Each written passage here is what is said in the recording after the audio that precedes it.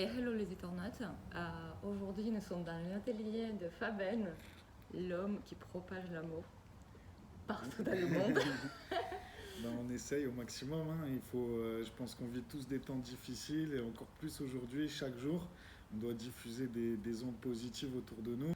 Maintenant, c'est à vous, dans votre travail, dans chaque seconde de vos vies, d'appliquer ça, parce que ben, le positif entraîne le positif et c'est vrai, ça fonctionne. Donc, let's do it.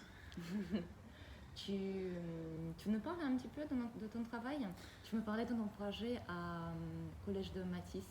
Le projet Matisse, en fait, c'est un projet qu'on a co-construit grâce à la directrice du collège Matisse, qui est super ouverte d'esprit et qui avait vraiment envie d'amener un aspect artistique au collège.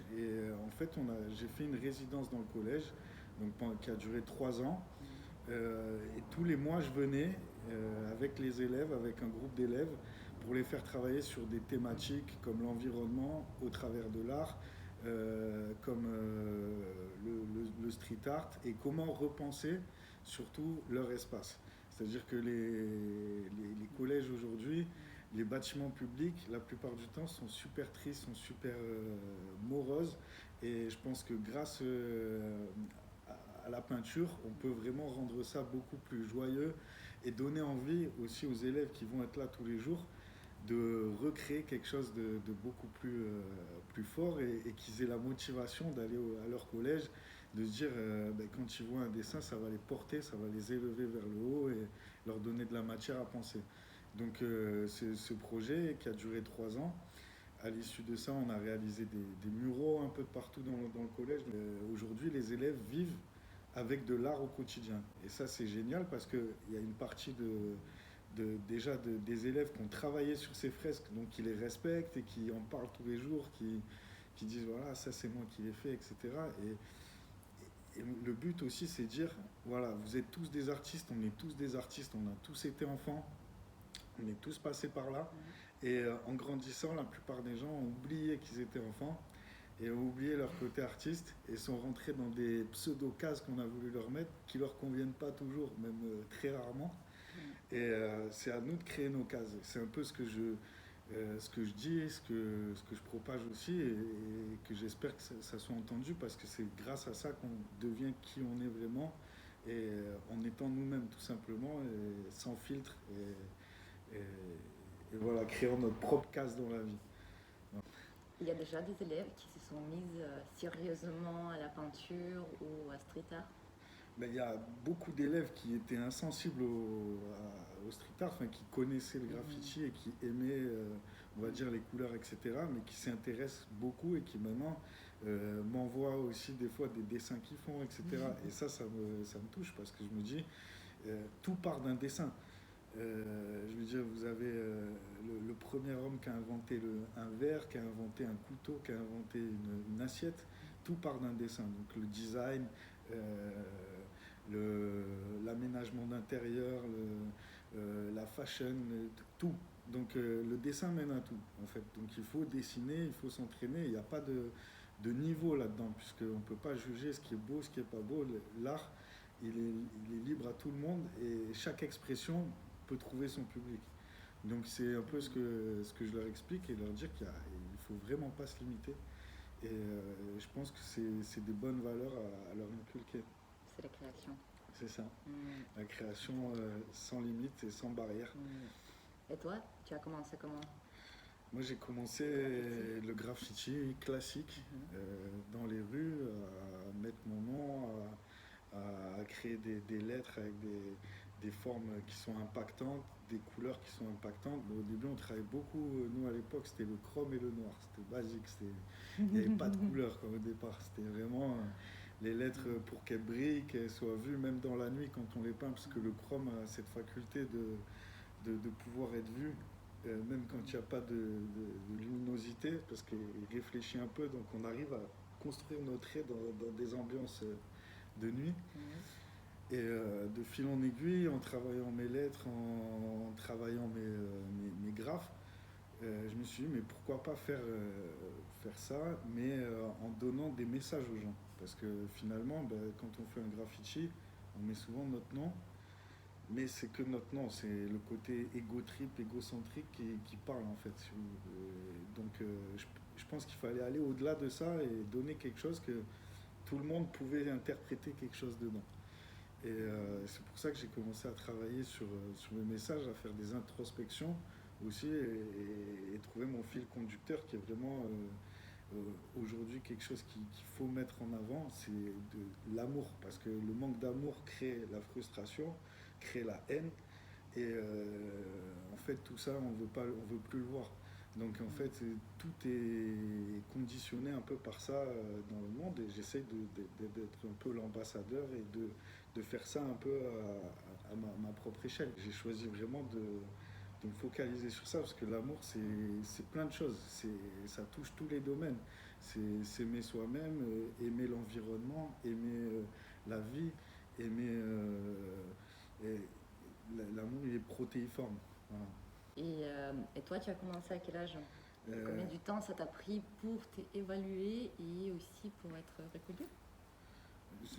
le temps, en fait, déjà pour moi, le temps il compte pas dans l'art, Mm. parce qu'il n'y a pas de temps. En fait, le temps il s'arrête quand on fait de l'art. Mm. Et la peinture, on n'est pas capable de quantifier le temps qu'on va mettre pour une peinture ou pour une autre, parce que ce qu'on fait, il faut que ça soit l'aboutissement de notre pensée, de notre visualisation, de ce qu'on a envie de mettre comme émotion dedans. Mais, mais pour en fait un peu commencer à, on va dire, à vivre de notre art, faut envahir, il faut mettre de partout. C'est-à-dire qu'il faut être visible.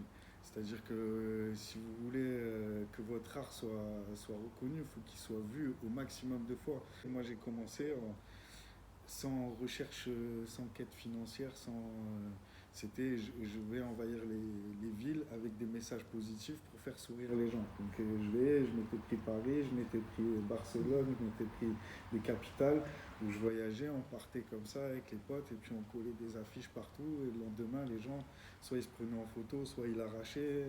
Voilà, on voyait entre guillemets, on voyait les conséquences directes de notre travail et comment il était perçu dans la rue. Et chacun, c'est ça qui est plaisant avec l'art, c'est que on peut chacun être devant une œuvre et puis chacun avoir son interprétation. Et c'est pour ça qu'il n'y a pas de vérité là-dedans. Chacun a raison finalement. Mm. Donc, Et dernière question. Raconte, qu'est-ce qui t'a fait un déclic les premières fois quand tu t'es dit, oui, je veux faire ça. Je vais faire street art. Je veux faire graffiti. non, le graffiti, c'est le Tu as déclic, dit ça a ça été à 8 ans. à 8 ans. Ouais, Ah, c'est tout. j'avais 8 ans et je passais avec ma mère, à l'époque c'était le premier graffiti sur Nice et on passait sur la voie rapide Mhm. et j'étais monté aussi à Paris et j'avais vu le premier graphe sur les murs et au milieu de la grisaille, moi ce qui me plaisait c'était la couleur, la composition de couleurs. Moi, je comprenais pas la composition bien entendu à cette époque-là mais je, j'avais cerné la puissance de donner de la couleur aux gens dans ces grisailles. Et je disais de suite, je veux faire ça plus tard, mais sans savoir que ça allait prendre forme 15 ans plus tard. D'accord. C'est-à-dire que c'était pas de suite, c'était pas de suite, voilà, il n'y avait pas de formation pour le graffiti, il n'y a pas de protocole particulier, il n'y a pas de... En gros, tout est libre et c'est à nous de créer tout ce qui se passe devant nous. Donc c'est sûr que c'est pas rassurant pour nos familles, etc. Parce que bon, on n'était pas... On n'est jamais sûr de ce qu'on fait, mais on le fait à 100%, on le fait avec le cœur. Donc forcément, voilà. Et puis maintenant, avec le recul, maintenant, il commence à y avoir de plus en plus de possibilités dans l'art urbain, parce que voilà, il y a des muralistes, il y a des artistes qui font de la décoration, il y a des artistes qui font de la customisation. Il y a énormément de choses, donc ça donne des perspectives aussi aux jeunes. Ça offre des ouvertures. Nous, à l'époque, on commençait, il y avait un magazine, même pas un magazine qui parlait de juste graffiti, où il y avait 4 pages à la fin. Aujourd'hui, il y a Internet, il y a tout, on a accès à tout, et donc on peut vraiment tout faire. Et c'est ça qui est intéressant. Il y a des formations maintenant qui existent dans le graffiti? Non, il n'y a aucune formation qui existe officielle et il n'en faut pas parce que graffiti reste dans la rue et reste pour. Enfin, il faut quand même qu'il garde ses bases. C'est-à-dire que les bases, elles doivent s'apprendre. C'est vraiment une élévation personnelle vers ce mouvement.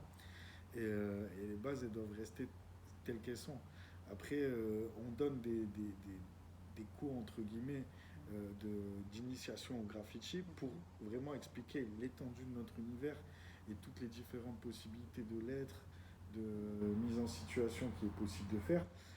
Mais après, c'est à la personne aussi de faire des démarches personnelles pour s'améliorer, aller vers ce qu'on lui dit, etc.